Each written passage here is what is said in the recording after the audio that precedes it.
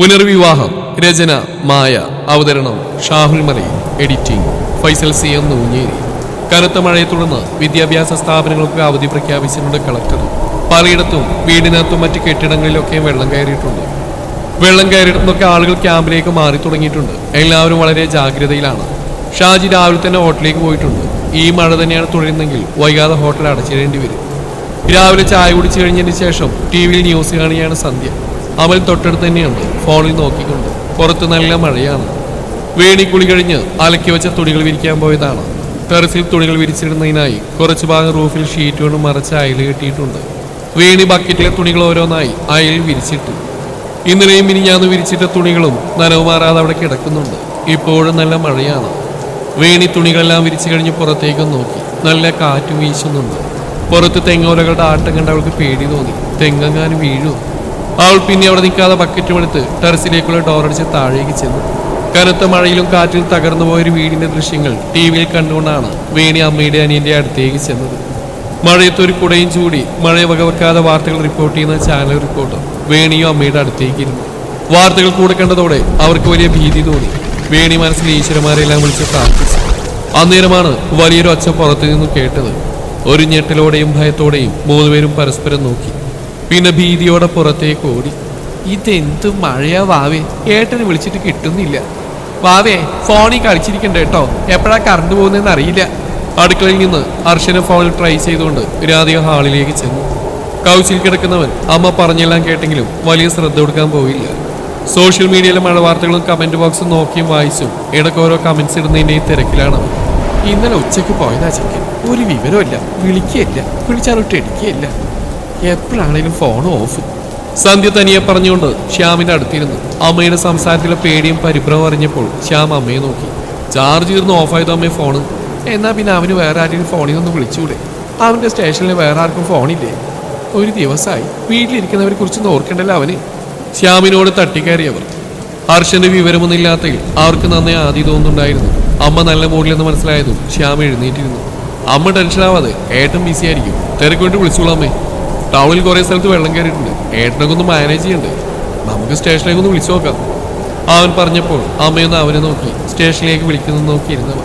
ശ്യാം പറഞ്ഞെല്ലാം ശരിയാണെന്ന് അവർക്ക് തന്നെ അറിയാം. എങ്കിലും ഓരോ വാർത്തകൾ കേൾക്കുമ്പോൾ മനസ്സിലാകിയ ഒരു ആധി. ഹലോ, അപ്പുറത്ത് കോൾ അറ്റൻഡ് ചെയ്ത് ശ്യാം പറഞ്ഞു. എന്നാൽ അതേസമയം തന്നെയാണ് ഒരു വലിയ ശബ്ദവും കുലുക്കവും അറിഞ്ഞത്. ശ്യാമിന്റെ കയ്യിൽ നിന്ന് ഫോൺ തെറിച്ചു വീണു.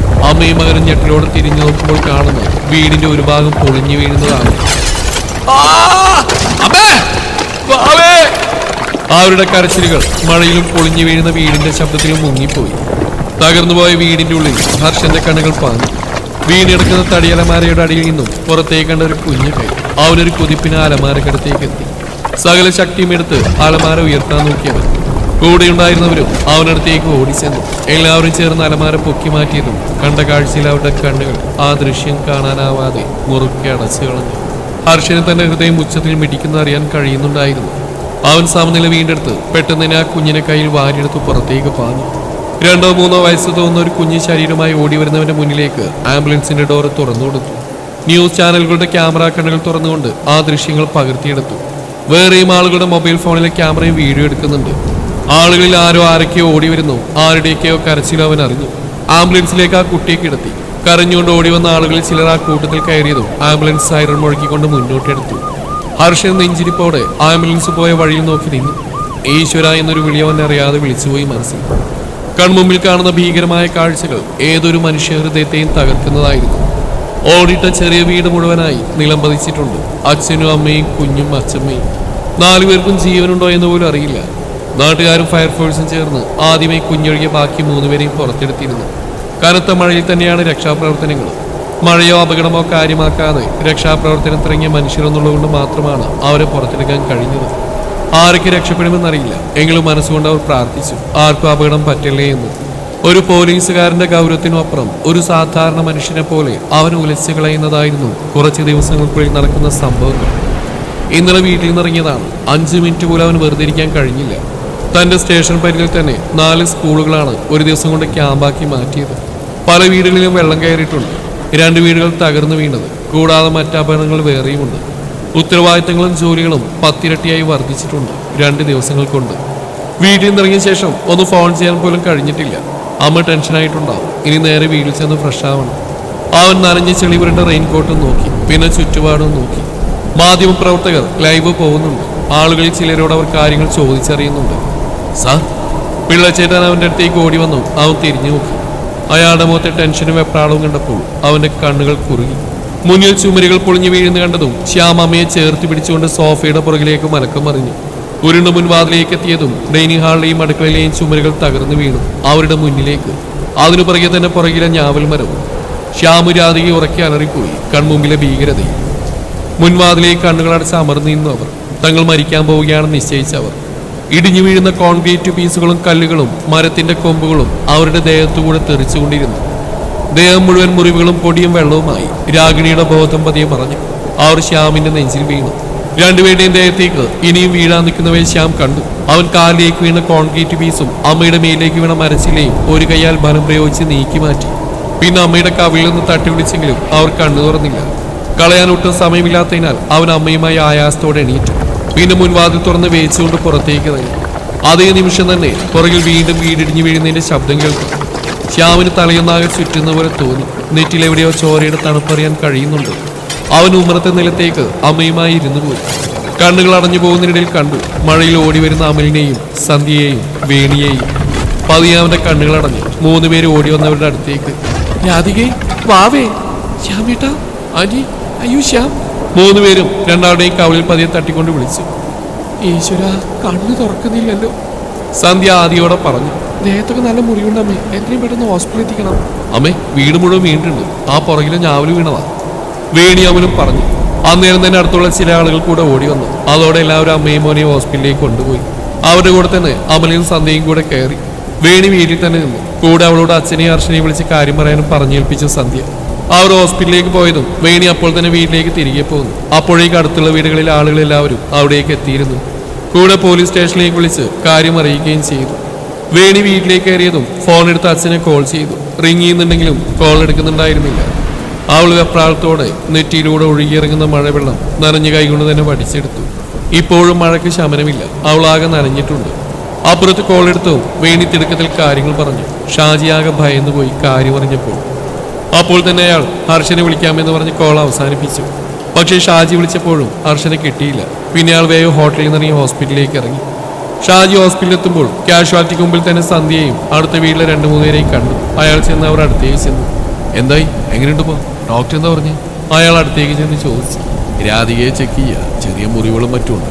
ഉള്ളിൽ എന്തെങ്കിലും പറ്റിയിട്ടുണ്ടോ എന്നറിയില്ല. ശ്യാമിനെ എക്സ്റേ എടുക്കാൻ കൊണ്ടുപോയതാ. അമലും വേണിച്ചേട്ടനും പോയിട്ടുണ്ട് കൂടെ. ചെക്കൻ്റെ കൈക്ക് ചെറിയ പൊട്ടുണ്ടെന്ന് തോന്നുന്നു. പിന്നെ കാലിന് നല്ല വേദനയുണ്ടെന്ന് പറഞ്ഞു. സന്ധ്യയും അയൽപക്കത്തെ പോളേട്ടിനോട് പറഞ്ഞു. ഹർഷ സാറിനെ വിളിച്ചിട്ട് കിട്ടിയില്ല. ഞങ്ങൾ പോലീസിനെ വിളിച്ചു പറഞ്ഞു. അവരിങ്ങോട്ട് വരുന്നുണ്ടെന്നാ പറഞ്ഞു. ഷാജി ഹോട്ടലിൽ നേരെ ഇങ്ങോട്ട് വരാമല്ലേ? പോളേട്ടൻ ചോദിച്ചു. അത് ഞാൻ വീണി വിളിച്ചു പറഞ്ഞപ്പോൾ തന്നെ ഇങ്ങോട്ട് ഇറങ്ങി. ആകെ ഒന്ന് പേടിച്ചു പോയി. വീണെന്ന് കേട്ടപ്പോൾ വീട് ഏകദേശം മുഴുവൻ പൊളിഞ്ഞിട്ടുണ്ട് ഷാജി. വീട് ഇപ്പൊ കണ്ടാലേ അതിനുള്ളിലുള്ളവർ ജീവിച്ചിരിപ്പുണ്ടെന്ന് പോലും തോന്നില്ല. എന്തൊരു ഒച്ചയായിരുന്നോ. ഞങ്ങൾ പേടിച്ചു പോയി. എന്നാലും ആ മരം വീണത് ഓർക്കുമ്പോഴാണ് നമ്മൾ ആരെങ്കിലും കരുതിയെന്നാണ്. ദൈവകൃപ കൊണ്ടാ വേറെ പരിക്കണമൊന്നും പറ്റാഞ്ഞത്. പോളേട്ടൻ ഇപ്പോഴും വിട്ടുമാറാത്ത നടുക്കത്തോടെ പറഞ്ഞു. ഷാജിയേട്ടാ, ഫോണും തന്നേ, വേണിയൊന്ന് വിളിക്കട്ടെ. അവളോട് കുറച്ച് ഡ്രസ്സും ഭക്ഷണം എടുത്തു വെക്കാൻ പറയട്ടെ. അമലും ഏട്ടനും വീട്ടിൽ പോയാൽ അതിന് കൊണ്ടുവന്നാൽ മതി. എന്തായാലും ഇവിടെ അഡ്മിറ്റ് ചെയ്യേണ്ടി വരും. രാധിക പെട്ടെന്ന് ഓർത്തു പറഞ്ഞു. ഷാജി ഫോൺ എടുത്തു കൊടുത്ത്. അപ്പോഴാണ് അയാൾ ശ്രദ്ധിച്ച് സന്ധ്യയുടെ ചുരിദാർ കുറച്ച് നനഞ്ഞിട്ടുണ്ട്. അവിടെ ഇവിടെയായി. എങ്കിലും വലിയ കുഴപ്പമൊന്നുമില്ല. ഞാനൊന്ന് അവരൊന്ന് പോയി നോക്കട്ടെ. എക്സ്റേ എടുത്തു കഴിഞ്ഞാൽ ആവോ? ഷാജി ഫോൺ ചെയ്യുന്ന സന്ധ്യയോട് പറഞ്ഞ് നടന്നപ്പോൾ കൂടെ പോളേട്ടനും പോയി. സന്ധ്യ വേണിയെ വിളിച്ചുകൊണ്ട് അവിടെ തന്നെ നിന്നു. പിള്ളച്ചേട്ടൻ സമാധാനപൂർവ്വമാണ് പറഞ്ഞെങ്കിലും ഹർഷനാകെ ഭയന്നു പോയിരുന്നു. അന്നേരം തന്നെ ഹോസ്പിറ്റലിലേക്ക് പോകുന്നതാണ് അവർ. ഹോസ്പിറ്റലിലെത്തിയതും കാഷ്വാലിറ്റി എന്നുള്ള എക്സിറ്റിൽ സന്ധ്യയും ഷാജിയെയും കണ്ടത്. അവൻ അവരെ കണ്ട് വെപ്രാളത്തോടെ ഓടിച്ചെന്നു അടുത്തേക്ക്. ആന്റി, അമ്മയും അവയും അവൻ ഭീതിയോടെ ചോദിച്ചു. അവൻ അരികിലെത്തിയപ്പോഴാണ് അവരെല്ലാവരും അവനെ കണ്ടു തന്നെ. ഒന്നുമില്ല മോനെ, വലിയ കുഴപ്പങ്ങളൊന്നുമില്ല. അമ്മയ്ക്ക് ചെറിയ കുറച്ച് മുറിവുകളും തോലെറിഞ്ഞതൊക്കെ ഉള്ളൂ. പാവയുടെ കൈക്കും കാലിനും ഓരോ പൊട്ടലുണ്ട്. ടെൻഷൻ അടിക്കണ്ട, രണ്ടാളും ഓക്കെയാ. ശ്യാമിന് സ്ലിംഗഡാണ് ഡോക്ടർ. അമ്മയും കൊണ്ട് ഞങ്ങൾ റൂമിലേക്ക് വന്നിക്കായിരുന്നു. 2 ദിവസം അവിടെ കിടക്കണമെന്നാ പറഞ്ഞ്. രാധികയും ഷാജിയും അവന്റെ ടെൻഷനും പേടിയും കണ്ട് ആശ്വസിപ്പിച്ചുകൊണ്ട് കാര്യങ്ങൾ ലഘുവായി പറഞ്ഞു. അവന് ആശ്വാസത്തോടെ ഒന്ന് ശ്വാസം അയച്ചു. എനിക്ക് അവരെ കാണണം അവൻ പറഞ്ഞപ്പോൾ ഷാജി അവനുമായി കാഷ്വാലിറ്റിക്കുള്ളിലേക്ക് പോയി. അമ്മ വിളിച്ചു പറഞ്ഞപ്പോൾ തന്നെ വേണി കുറച്ച് ഉടുത്തുമാറാനുള്ള തുണികളും മറ്റൊരു ബാഗിൽ ഒതുക്കി വെച്ചു. പിന്നെ തൂക്കുപാത്രങ്ങളും മറ്റുമായി കഞ്ഞിയും ചമ്മന്തിയും കുറച്ച് അച്ചാർ കൂടെ എടുത്തു. എന്തൊക്കെ കഴിക്കാൻ പറ്റുമെന്ന് അറിയാത്ത കൊണ്ട് അവൾ വേറെ കറികളോ തോരനോ ഉണ്ടാക്കാൻ നിന്നില്ല. അമൽ ഇങ്ങോട്ട് വരുന്നുണ്ടെന്നാണ് പറഞ്ഞ് അല്പം മുമ്പ്. അവ വന്നിട്ട് വേണം കാര്യങ്ങൾ എന്തായെന്ന് വിശദമായിട്ട് അറിയാൻ പറ്റൂ. അമ്മ വിളിച്ചപ്പോൾ പേടിക്കാനൊന്നുമില്ലെന്ന് മാത്രമേ പറഞ്ഞുള്ളൂ. ഒരുപാട് സംസാരിക്കാൻ പറ്റിയില്ല. എന്തായാലും വലിയ അപകടങ്ങളൊന്നും ഇല്ലാതെ ഈശ്വരൻ കാത്തല്ലോ, അത് മതി. ഇപ്പോഴും നേരെ മുന്നിൽ ഇടിഞ്ഞു പൊളിഞ്ഞു കാണുന്ന വീട് കാണുമ്പോൾ നെഞ്ചിലൊരാളലാണ്. ഹർഷൻ ചേട്ടൻ അറിഞ്ഞോ എന്തോ? ചിലപ്പോൾ ഹോസ്പിറ്റലിൽ എത്തിയിട്ടുണ്ടാവും, പേടിച്ചു പോയിട്ടുണ്ടാവും എന്തോ. അവൾ ഓരോന്നോർത്ത് ഹോസ്പിറ്റലിലേക്ക് കൊണ്ടുപോകാനുള്ള ഒരിക്കൽ അമലിനെയും കാത്തിരുന്നു. ഷാജിയുടെ കൂടെ ഹർഷൻ കാഷ്വാലിറ്റിക്കുള്ളിലേക്ക് കയറിയപ്പോൾ കണ്ടത് ബെഡിൽ മയങ്ങിക്കിടക്കുന്ന അമ്മയാണ്. അവരുടെ ദേഹത്തൊക്കെ വെച്ച് കെട്ടിയിട്ടുണ്ട്. ദേഹത്ത് പലയിടത്തായി മുറിവുകളും പോറലുകളും കാണാം. അവന് സങ്കടം വന്നുപോയി അമ്മയെ കണ്ടപ്പോൾ. അവൻ അവരുടെ അടുത്തേക്ക് ചെന്നു. പതിയെ അവിനീരിൽ കുത്തിയ കൈകൾ നോവാതെ ഒന്ന് തൊട്ടു. അവൻ കണ്ണുകൾ നിറയുമെന്ന് തോന്നിയതും അവൻ ഷാജിക്ക് നേരെ തിരിഞ്ഞു. വാവാ, അവൻ ചോദിച്ചു. ഷാജി അവനെയും കൊണ്ട് തൊട്ടടുത്ത പച്ച നിറത്തുള്ള കർട്ട് നീക്കിക്കൊണ്ട് മുന്നോട്ട് നടന്നു. ബെഡിൽ കിടക്കുകയാണ് ശ്യാം.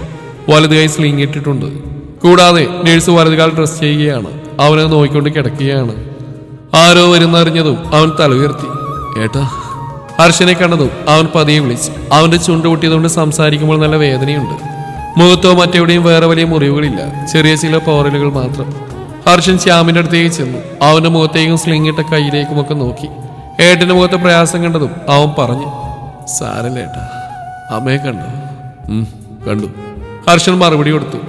ശ്യാമിന്റെ കാലുകൂടെ ഡ്രസ് ചെയ്ത് കഴിഞ്ഞതും നേഴ്സ് പോയി. ഹർഷ, ഡോക്ടറെ കാണാം. ഇവരൊപ്പം തന്നെ റൂമിലേക്ക് മാറ്റും, വായു. ഷാജി പറഞ്ഞു. അവൻ ശ്യാമിനെയും നോക്കി.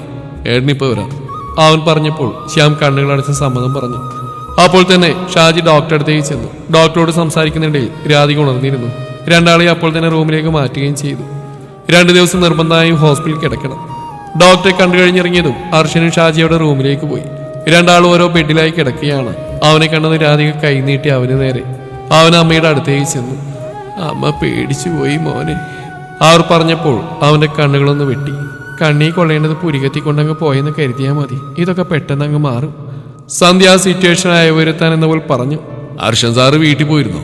അവൻ നേരിട്ട് ഇങ്ങോട്ട് വന്നാണോ? പോളേട്ടൻ ചോദിച്ചു.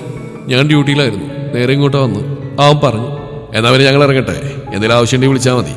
പോളേട്ടനൊപ്പം ഉള്ളയാൾ എല്ലാവരെയും നോക്കി. ആ ശരി കേട്ടോ, ഒത്തിരി നന്ദിയുണ്ട് കേട്ടോ. ഹർഷൻ അവരെ നന്ദിയോടെ നോക്കി പറഞ്ഞു. പോളേട്ടനടക്കം എല്ലാവരും പോയതോടെ ഹർഷൻ ബൈസ്റ്റാൻഡർ ബെഡിലേക്ക് ഇരുന്നു. വേദനയുണ്ടാമോ? അവൻ വേവരാതിയോടെ ചോദിച്ചു. രാധികയ്ക്ക് മനസ്സിലാവുന്നുണ്ടായിരുന്നു അവന് നെഞ്ചിലെ സങ്കടവും പേടിയുമെല്ലാം. അവരില്ലെന്ന പോലെ കൺചിമ്മി പിന്നെ പറഞ്ഞു, എനിക്കിപ്പോ ഒരു വേദനയില്ല, നീ പോയി ഈ വേഷമൊക്കെ ഒന്ന് മാറിയേക്ക, ആകെ മുഷിഞ്ഞു. അവൻ യൂണിഫോമിലേക്ക് നോക്കി. ശരിയാണ്, അവിടെ എവിടെയായി മണ്ണും നനവുമുണ്ട്. രക്ഷാപ്രവർത്തനം കഴിഞ്ഞ് ആകെ പേടിച്ചാണ് ഹോസ്പിറ്റലിലേക്ക് വന്നത്. ശ്യാമും രാധികയും പുതിയ വസ്ത്രങ്ങളെല്ലാം അണിഞ്ഞിട്ടുണ്ട്. സന്ധ്യാമലും കൂടെ പോയാണ് നൈറ്റും ഷോർട്സും മറ്റും വാങ്ങി വന്നത്. ഞാനതൊന്ന് പുറത്തു പോയി വരാം, അങ്കിളും ആൻറ്റി ഇവിടെ ഉണ്ടാവില്ലേ? ഞങ്ങളിവിടെ തന്നെയുണ്ട്, മോഞ്ചില്ലേ? ഷാജി പറഞ്ഞപ്പോൾ അവൻ അമ്മയെ നോക്കി കണ്ണുകൾ കൊണ്ട് യാത്ര പറഞ്ഞ് ശ്യാമിനെ നോക്കി. അവൻ ഉറങ്ങിപ്പോയിട്ടുണ്ട്. ഹോസ്പിറ്റലിൽ നിന്ന് ഇറങ്ങിയപ്പോൾ പിള്ളച്ചേട്ടൻ വണ്ടിയുമായി അവൻ്റെ അടുത്തേക്ക് ചെന്നു. പിള്ളച്ചേട്ടൻ തന്റെ ഫോണിൽ വന്ന വീഡിയോ അവന് കാണിച്ചു കൊടുത്തു. പകുതിയോളം തകർന്നു വീണ ഇത്ര നാളും താമസിച്ച വീട് കണ്ടപ്പോൾ അവന് സങ്കടം മാത്രമല്ല, ഒരു നിമിഷത്തേക്കൊന്ന് വിറച്ചും പോയവൻ. എത്ര വലിയ അപകടമാണ് സംഭവിച്ചിരിക്കുന്നത്. അമ്മയും വാവി അതിനുള്ളിൽ ഓർത്തപ്പോൾ അവന്റെ ഉള്ളമൊന്ന് കിടുങ്ങി. അമലിനോട് കാര്യങ്ങളെല്ലാം ചോദിച്ചറിഞ്ഞു വേണി. അമൽ പറഞ്ഞപ്പോഴാണ് അവൾക്ക് ആശ്വാസമായത്. അവളുണ്ടായിക്കൊടുത്ത കട്ടൻ ചായ കുടിച്ചുകൊണ്ടാണ് അമൽ സംസാരിച്ചത്. ശ്യാമിന്റെ കൈക്കും കാലിനും പൊട്ടലുണ്ടെന്നറിഞ്ഞപ്പോൾ വേണിക്കും ആകെ വിഷമമായി. ഇനി എന്തായാലും കുറച്ചുകാലം റെസ്റ്റ് എടുത്ത് വീട്ടിലിരിക്കേണ്ടി വരും. അവന് ഒട്ടും ഇഷ്ടമില്ലാത്ത കാര്യമാണത്. എങ്കിലും കൂടുതൽ അപകടങ്ങളൊന്നും സംഭവിച്ചില്ലല്ലോ എന്നോർത്ത് വേണി സമാധാനിച്ചു. അമലൊന്ന് ഫ്രഷായി വന്നതിന് ശേഷം വേണി ഒരുക്കി വെച്ച ബാഗും എടുത്ത് ഹോസ്പിറ്റലിലേക്ക് തിരികെ പോയി. കുറച്ചു കഴിഞ്ഞ് അച്ഛൻ്റെ കൂടെ വരാമെന്നും പറഞ്ഞാണ് അവൻ പോയത്. അമലെത്തുമ്പോൾ ഹർഷൻ ഫ്രഷായി ഡ്രസ്സെല്ലാം ചേഞ്ച് ചെയ്ത് റൂമിലുണ്ടായിരുന്നു. അവൻ ചെന്നപ്പോൾ ഹർഷൻ ഒന്ന് പുഞ്ചിരിച്ച് അവനോട് സന്ധ്യ രാധികയോട് എന്തൊക്കെയോ കാര്യങ്ങൾ പറഞ്ഞിരിക്കുകയാണ്. അതിനിടയിൽ തന്നെ അമലിന്റെ കയ്യിൽ നിന്ന് ബാഗ് വാങ്ങി വെക്കുകയും ചെയ്തു. ശ്യാമും രാധികയും സന്ധ്യ പറയുന്നതും കേട്ടിരിക്കുകയാണ്. ശ്യാമിന് മിണ്ടണമെന്നുണ്ടെങ്കിലും ചുണ്ടിലെ വേദനയോർത്തപ്പോൾ അവൻ മിണ്ടാതിരുന്നു. ഷാജി അവിടെയെങ്കിലും കണ്ടില്ല. അച്ഛനെവിടെ അമ്മേ? അച്ഛൻ ക്യാനീ പോയിരിക്കുക, ചായ വാങ്ങിക്കാൻ, സന്ധ്യ പറഞ്ഞപ്പോൾ അവനൊന്ന് മൂളി. ഷാജി വന്നപാടെ അമലൊഴികെ എല്ലാവരും ഓരോ ഗ്ലാസ്സിൽ ചായ കുടിച്ചു. ഇനിയിപ്പോ എല്ലാവരും കൂടെ ഇവിടെ നിൽക്കേണ്ടയില്ലല്ലോ, ഞാനും അവനും പോയിട്ട് നാളെയും വരാം. ഷാജി ചോദിച്ചപ്പോൾ ഹർഷൻ സന്ധ്യയെ നോക്കി. ആന്റി, സന്ധ്യ ഇവിടെ നിൽക്കട്ടെ, എന്തെങ്കിലും ആവശ്യമെന്ന് ആരെങ്കിലും കൂടെ വേണ്ടേ?